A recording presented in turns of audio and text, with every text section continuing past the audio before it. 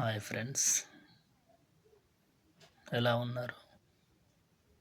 నేనైతే చాలా బాగున్నాను. మీరు కూడా బాగున్నారని అనుకుంటున్నాను.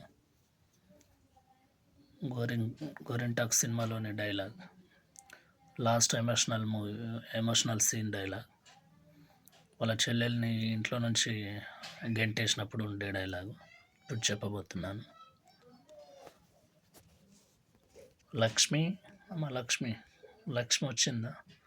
వచ్చింది మన ఇంటికి కాదు, మన కోసం కాదు బాబు. శివాజీ ఇంట్లో ఉందని తీసుకురావడానికని వెళ్ళాం. పిల్లలు బయట ఆడుకుంటున్నారు. శివాజీ మీ చెల్లెలు లోపల సరసాలు ఆడుకుంటున్నారు. హాయ్! నిన్ను పవిత్రమైన రక్తానికి కలంకం మట్టగడుతున్నా అన్న అన్న ఘోరం జరిగిపోయిందన్న. ఏమైందిరా? ఏమైంది? పిల్లలు ఆకలి అన్నారన్న, ఇంటికి వెళ్ళి అన్నం పెడుతుంటే నోటి దగ్గర కూడిన వీళ్ళు కాళ్ళతో తన్నేశారన్న. ఏ ఆడపిల్ల కష్టం వచ్చిన దేవుడు గుర్తుకురాడు, పుట్టిల్లే గుర్తుకొస్తుంది.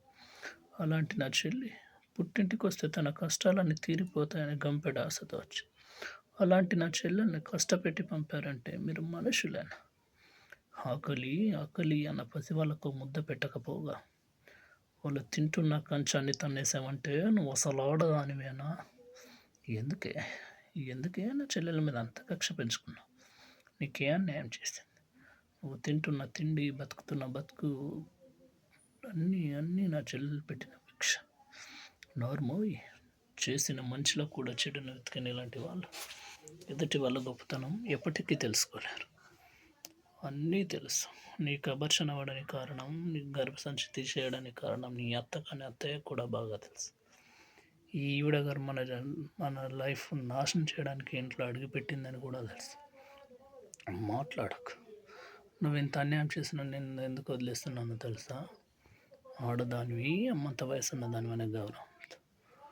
నా చెల్లెలికి ఏదైనా జరిగిందో చంపేస్తా. నా చెల్లెలి కష్టం తీర్చలేని ఆస్తి, అంతస్తు ఏది నాకు వద్దు.